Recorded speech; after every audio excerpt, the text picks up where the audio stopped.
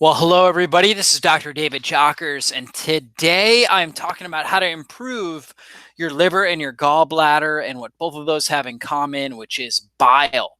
So, bile is produced in the liver, it's stored in the gallbladder. The gallbladder is basically an attachment site or a storage site of bile, and it's basically an appendage of the liver. You can see the little green spot there if you're watching the video on the lateral lobe of the liver there, the right-sided lobe, the right lobe of the liver.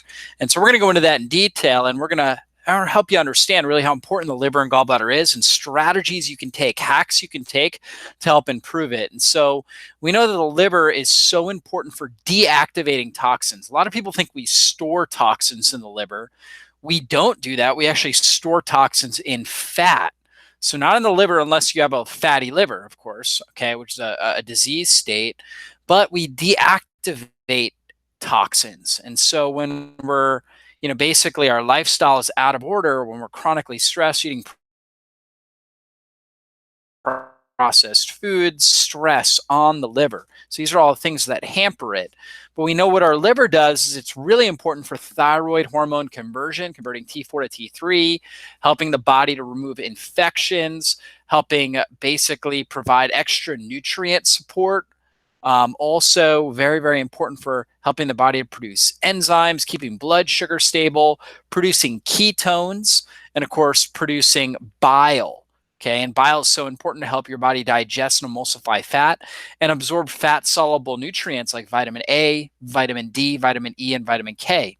And so four major functions of bile: fatty acid metabolism, really important for emulsifying fats, very important for the excretion of waste products. So bile helps to grab up waste. And in fact, bile basically helps with the bilirubin component of the stool, making it brown. Okay, helps kill off bad microbes. So bile is a sterilizing agent. It's antimicrobial. So in the small intestine, helps reduce bacteria there, which will reduce things like small intestinal bacterial overgrowth. Super important for that. And then also helps to regulate blood sugar metabolism. One, because it helps our body digest and utilize fat. Obviously, that's important because the more calories we're able to consume and utilize with fat, the less, basically that's going to help stabilize our blood sugar. But also on top of that, there are bile salts actually activate certain receptors that are associated with blood sugar stability. So very, very important for good bile flow to help regulate blood sugar balance. So symptoms of gallbladder disease, these are all the different symptoms, pain between your shoulder blades, chronic gas and bloating, itchy skin, yellowing of the skin, real light colored stools. Constipation is a common one. Also, I go through a lot of things in here: loss of hunger, dry skin and hair, and oftentimes gallbladder issues are associated with thyroid issues. So many times the individual has a thyroid problem, and thyroid hormone plays a key role with bile production and bile excretion. And so typically these go hand in hand. And most people that end up with gallstones and having their gallbladder removed, oftentimes they also have a thyroid issue going on. Okay, but I actually, go into it in detail in the article that is accompanying this video, go into a lot more detail about gallbladder disease and how to know if you have that. Okay, causes of fat digestion issues. So when we have trouble digesting fats, usually due to these things. Number one, stress. So chronic stress is going to deplete our body's ability to produce digestive juices. When digestive juices go down, we're not able to, that's stomach acid, bile, pancreatic enzymes. We're not going to be able to digest and utilize nutrients effectively, including fat. Poor diet. So if we're eating a diet high in sugar, refined carbohydrates, it's going to cause chronic inflammation. It's going to affect fat digestion. Low stomach acid to begin with, especially, as people age, they're going to have lower stomach acid. Sluggish bile flow. Again, that's going to be coming from infections, also going to be coming from insulin resistance and also thyroid problems. When the thyroid's not activated, we're going to have more of a sluggish bile flow, and also bile salts. If we're deficient in key amino acids like taurine and choline, we're going to have very sluggish bile flow. Okay, so basically these are the reasons for the fat digestion issues that we've got to address. And of course, the thyroid really plays a big role with that. Because you can see there in the middle, as the thyroid slows down, liver detoxification, all liver function slows down. Thyroid is superkeeper activating the liver to do what it's supposed to do. And if the liver can't do what it's supposed to do, then we're not going to be able to digest our food well. We're not going to produce the bile that we need, and we're going to get poor gut function. We're going to end up with a microbial overgrowth, which then is going to cause stress in the body, and that's going to activate the adrenal glands. And it's just this vicious cycle here that really causes problems. And at some level in here, we've got to get inside of this vicious cycle, and we've got to support it. We've got to improve it. Sometimes it's with thyroid hormone. Sometimes it's with liver detoxification support. Sometimes it's with things to help support the gut or the adrenals, or oftentimes a combination of all of those things to help support all those major functions, which are so critical. And so intestinal flora, I talked about how bile has a antimicrobial effect. It helps to keep bacteria, the bacterial levels, bacterial load in the small intestine down. And so it's so important that we are getting good bile release in order to keep that bacteria in the small intestine down. It's actually one of the problems with the low-fat diet is we don't get much bile release, and therefore we're not sterilizing that small intestine. It's much more likely to develop small intestinal bacterial overgrowth, where the bacteria migrates from the large intestine up into the small intestine, starts fermenting foods early, causing more waste products, more inflammation in the gut, accelerating the development of leaky gut syndrome, causing basically chronic inflammation and a hyper state of immunity, which could lead to autoimmunity. I mean, there's a lot of different problems with having too much bacteria in the small intestine, and we're not going to absorb nutrients as well. So very, very important. A good gut microbiome is just so critical to good overall health, and also not just a good microbiome, but the right location. You can have a great bacteria, but if it's in the wrong spot of the gut, that's going to cause more problems, more inflammation in the body. So we got to have it in the right spot. Most of these guys need to be in the latter portion of the small intestine, okay, and the large intestine. That's typically where they need to be, not in the front portion of the small intestine. So hacks to improve fat metabolism. Number one, we got to remove the inflammatory fats. So all of corn oil, soybean oil, safflower, cottonseed oil, these sorts of processed vegetable oils, really bad for us.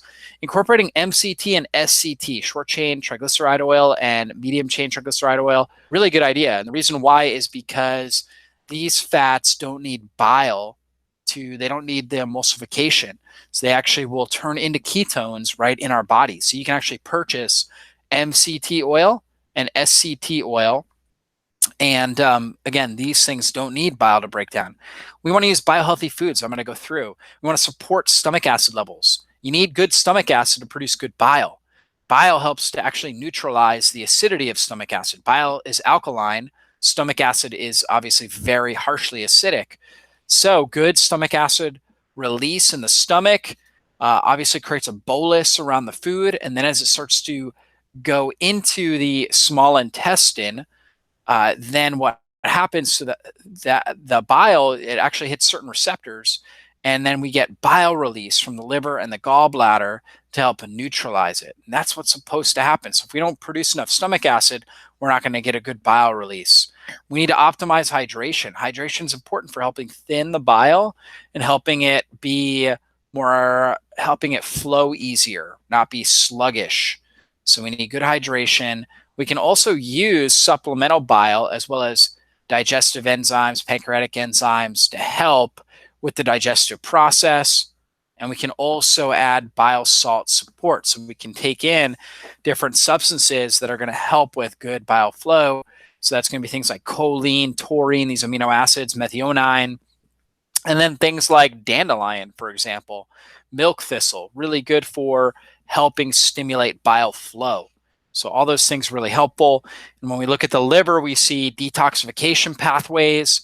You've got all these different things that are needed in step one: B vitamins, folate, glutathione is your body's master antioxidant, antioxidants, different herbs like milk thistle, dandelion, really good for step one, carotenoids, vitamin E, vitamin C, zinc. Now, if things go through step one, but they don't go through step two and don't go through the processes of sulfation, glucuronidation, these sorts of processes, then they're actually the substances are going to be more hazardous to the body. So they're actually going to be more reactive. So it's really important we've got these nutrients here for step 2. Selenium, we need sulfur and certain amino acids. We need good protein digestion. Vitamin B12 is key, molybdenum, which is trace mineral, magnesium, really important for this. And then waste products that we eliminate. And we need to be able to produce bile in order to eliminate these things through the bowels. Okay, obviously sweating, we're going to get rid of them. We're going to get rid of some of these waste products through our urine as well. Even through breath, actually, we excrete a lot of toxins through a respiratory system as well. But we're definitely going to need bile, and we need all these different nutrients to go through the process. And so a good supplement for that is the Thyro Liver Protect, which supplies us with things like milk thistle, glutathione boosting agents, alpha lipoic acid, which is really good for helping with blood sugar stability, liver detoxification, helping detox heavy metals, and selenium, very important as we talked about here for phase 2 detoxification. This is one of the key supplements I'll use to help with bile flow as well as liver detoxification. Fasting can be really helpful. Okay, and fasting starts roughly 3 to 5 hours after we finish. Well, 3 to 5 hours after we finish a meal is our fed state. Okay, after that, depending on the meal. So if it's a small meal, it's going to be 3 hours. Larger meal, 5 hours to really digest that. And then once we get it into the latter portion of the small intestine, we call it the post-absorptive state.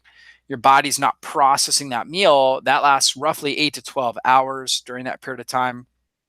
And then you're in your fasted state. I consider that 12 hours after your last meal. So if you finish dinner at 7 p.m., you're fasted at 7 a.m. The next morning, that's when you're in your natural fat-burning state. Your body's going to start breaking down stored glycogen. Okay, it's going to start going into reserves, so stored sugar, and then also it's going to start to break into fat and start burning your fat as well for fuel. And so this is the fasted state, and intermittent fasting is a fantastic strategy to help really take stress off the liver and allow the liver to function better. Why? Because we're putting less toxins in the body.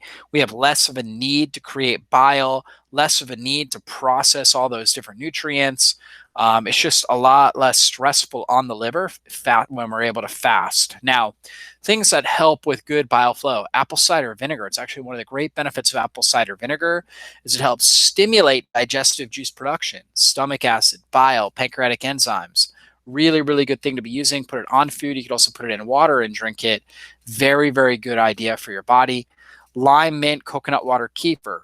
So coconut water kefir is great. And then when you've got things like lime, lemons and limes, as well as mint, really, really good for stimulating digestive juice production. So it's a brand called Kavita.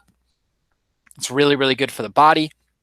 And so you can actually drink that. It's a coconut water that's fermented. So it's got more B vitamins, more enzymes, more organic acids, all really good for bile flow. So you could try that out. Now, again, somebody may have a reaction to 1 or 2 of these foods on here, but in general, these are, the best types of things to be consuming unless you have a negative reaction to consuming them, of course. Lemons and limes, talked about that. Celery, cucumbers, parsley, mint, cilantro, radishes. I eat a lot of radishes. My body really thrives on radishes, and they provide sulfur compounds that help with that phase 2 liver detox. Turmeric, dandelion greens, milk thistle, like I talked about before, is a supplement. Ginger, so doing ginger tea can be a really, really good idea. Ginger root, you can put it in different juices. It's really good for the body. Sauerkraut and green tea, all these things are fantastic for the body, fantastic for helping with good bile flow.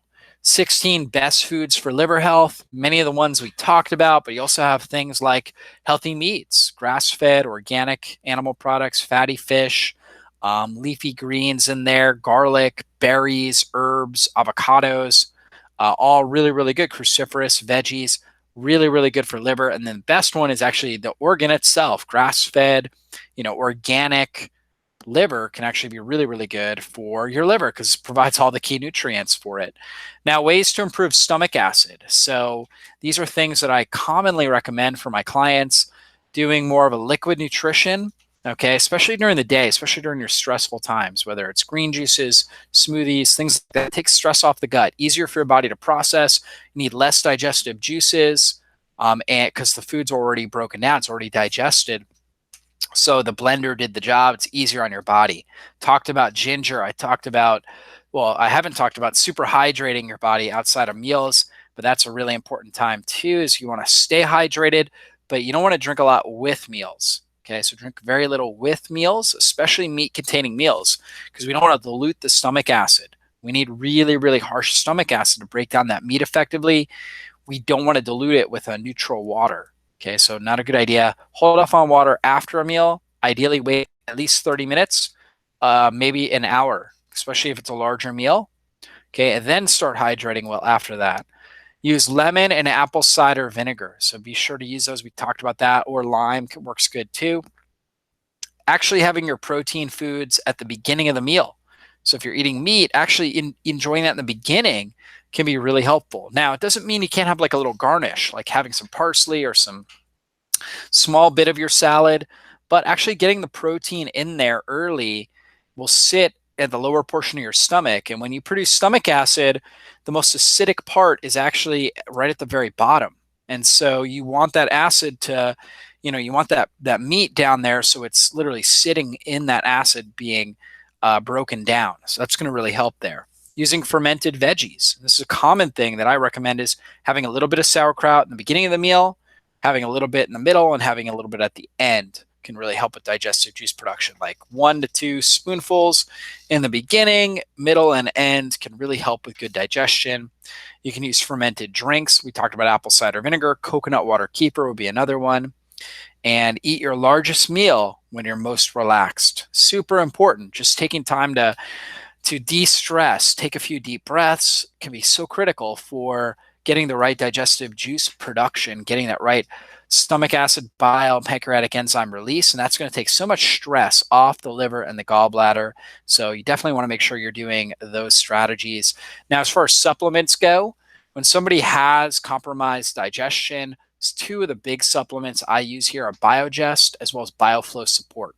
Biogest is stomach acid support to help get the stomach pH down real low, so your body's able to really break down, digest the protein, absorb things like zinc, iron, different minerals, calcium, B12, things like that. You need a really good harsh stomach acid in order to do that. On top of that, the Biogest also has ox bile, so it actually has extra bile support for emulsification. So it's going to help your body digest and absorb the fat-soluble nutrients more effectively. We've got the BioFlow Support. This is a supplement with the different bile salts. I talked about some of those, the choline, the taurine, methionine. It's also got dandelion and a few other herbs that most people haven't heard of that are really, really good for helping stimulate helping thin out and also stimulate good bile release. And that's just so important for detoxification. We actually detox a lot through the bile, right? So it comes out, the liver will deactivate toxins, and many times those toxins are stored in bile. And when the bile flows out and goes through the digestive system and we release it in a stool, we're releasing this toxic form of bile and these toxic metabolites. But if your bile is not flowing well, then you're not going to be able to do that. So this supplement can really be helpful there. Now, as far as helping to really bind and get rid of this hepatobiliary sludge or this liver gallbladder sludge, I'm a big fan of doing coconut charcoal. So activated charcoal, take it roughly an hour before your meal, have a meal high in healthy fats, take your Biogest with it, and then also right at the end of the meal, you take your BioFlow Support. Okay, you take that, and then that's going to really help with helping get the bile going and flowing. And the charcoal is going to bind and grab toxic bile and kind of get the sludge out of there. And if you do this really for like 2 to 4 weeks or so, you'll see a big change, this protocol. And I actually have the protocol written in the article that goes along with this video. So be sure to check that out. And sometimes I'll recommend things like calcium and magnesium as well to help with bowel tone, because charcoal can be a little bit mildly constipating depending on the individual. So the extra magnesium and hydration and calcium in there too can help really move the bowels more effectively. And that way you get rid of this toxic liver sludge. Okay, so you definitely can do it. Be sure to follow suggestions in this article. Hopefully, the article, of course, below, and also the things I talked about in the video. So hopefully that was helpful for you guys. And of course, if you do have questions, be sure to leave them in the comments box below. Bless you guys. I'll see you on a future